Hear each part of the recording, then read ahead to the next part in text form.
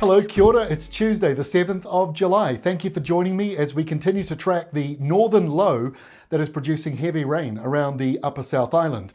Let's have a look at the satellite imagery so you can see all this cloud coming in the bright yellow, pushing into the central part of the country, especially into the northeast corner of the South Island. Now, it doesn't feel it, but that is a somewhat subtropical airflow coming through. That's why it's full of moisture.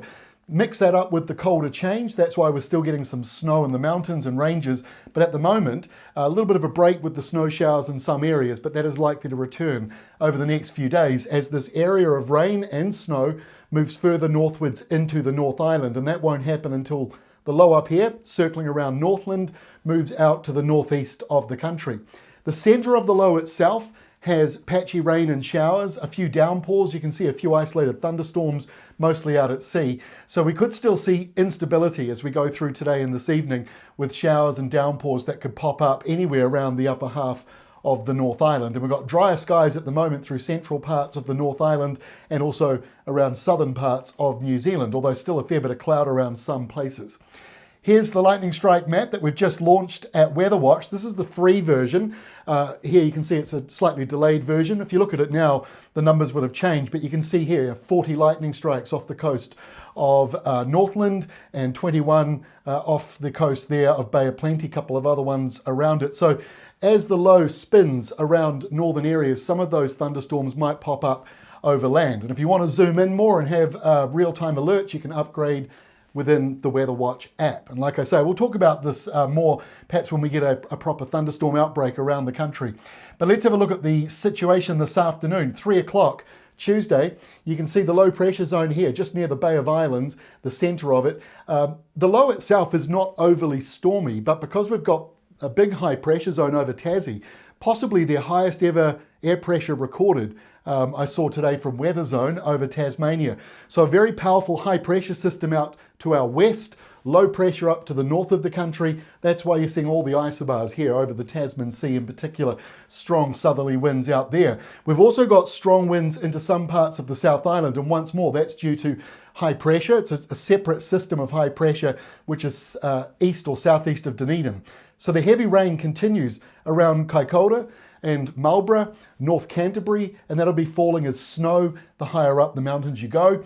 And some of that wet weather is clipping wide at upper. You can see a few showers here right along the eastern side of the North Island. And of course, once you're up closer to the low, a higher risk of showers, maybe a thunderstorm, and that wet weather pushing into Bay of Plenty. So if you want the dry weather, much of the west coast is dry, and central Otago and Southland as well. The air pressure map this evening, the low doesn't move very much today, so it sort of goes from the western side of Northland to the eastern side of Northland.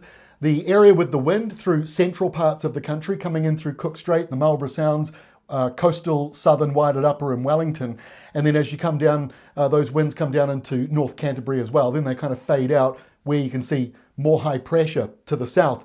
But this powerful high, the one that I told you might have broken records for Australia, that one is dredging up that cold southerly right through the Tasman. In fact, it goes right up off the screen into tropical areas. So they've got a temperature drop going on around New Caledonia as a result of that high pressure system and the low that's nearby the country. So here we are noon Wednesday. This map shows 24 hours of rainfall from noon today to noon tomorrow. The low continuing to drift east away from Northland, but the subtropical airflow still being squeezed into central New Zealand, and now the polar boundary is moving back northwards again. So heavy rain once more around Kaikoura, North Canterbury and into Marlborough, and some of that heavier rain could now start to move into wide at upper and around Wellington. Not so sure if Wellington City itself's caught up in it because of the hills and ranges and the way the airflow is working.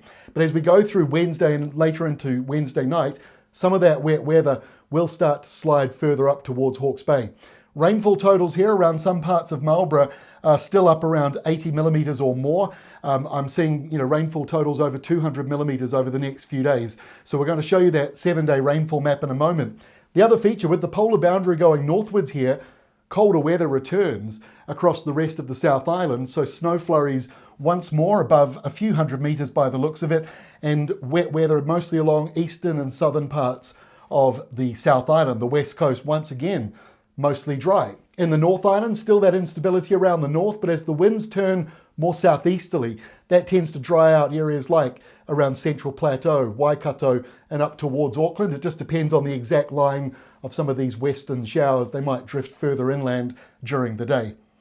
On Thursday, the low goes further to the east. Now that rain band is pushing in over the top of the Chatham Islands and over the North Island, around the eastern side. So heavy rain eases off around Kaikoura and around parts of Marlborough, but Canterbury still seeing wet weather. Rainfall chances getting up to 40 millimetres, maybe even 50 millimetres still in some locations from noon Wednesday to noon Thursday, midday map here on Thursday. And that heavy rain band goes further up towards northern Hawke's Bay, North Hawke's Bay. So another 40 or 50 millimetres coming through in those locations, and it might go higher than that in the hills and ranges. But the southeasterly airflow means most parts of Waikato and Auckland are dry. Large parts of Northland and Bay of Plenty dry as well. Mainly dry in Nelson and Tasman, and once again most of the west coast looking dry. Will be colder, but the sun should be out, or at least it's dry. There might be some cloud that spills over from the Canterbury side. So a few things going on. To be honest with you, the rain, I know there's been flooding and landslides, problems with that, but there is a positive from it that Canterbury and Otago were the two driest regions. Now they're getting some rain. That is good before we go into spring, which usually dries things out. Noon Friday, the polar boundary surges northwards, so temperatures drop across most of the North Island. That southerly flow that was out in the Tasman, that is today, you can see it here on Friday, sweeping up and across the North Island, clipping still a wee bit of the northern parts and eastern parts of the South Island. So the showers are falling apart. It's drying out more so as we go through to Friday. This is not a 24-hour rain map, just the snapshot at lunchtime. And still raining, especially in northern Hawke's Bay, and that will continue to move northwards as the low moves eastwards. And so the Chatham Islands, southeasterly winds, cold showers coming through for you. But there are some large dry areas around the country as we end the week for Matariki. Now let's go into the weekend. Here is Saturday's forecast for the long weekend, the second day of it.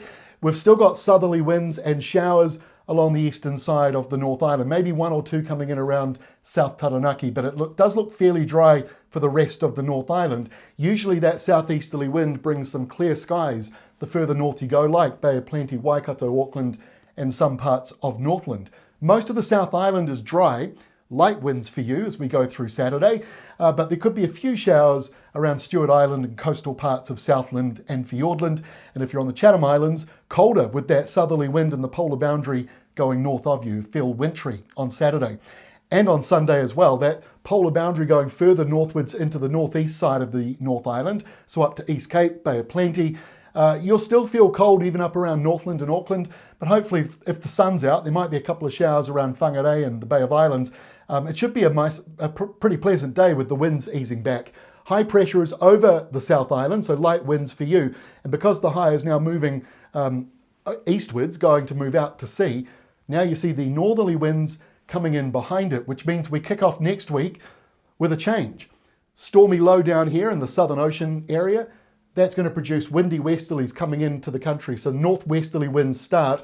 Still cold though across the North Island on Monday, but northwesterly winds develop from Manawatu southwards, and especially Otago, Southland areas. You'll start to notice that nor'wester, and that's going to lift up your temperature. These areas here aren't under the polar boundary, although because you're close to it and it's being swirled around along the west coast, you'll still feel it. And on the Chatham Islands, light winds for you with the high pressure centre over the top. So here is the expected 7-day rainfall. Heaviest rain around Kaikoura and Marlborough, also parts of Canterbury. Heaviest totals here, you can see over 200 millimetres in the mountains.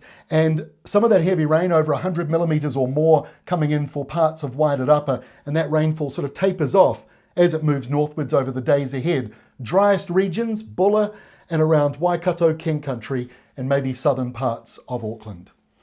Thank you for joining me. I will be back again tomorrow, Wednesday, with your next New Zealand update. I'll see you then.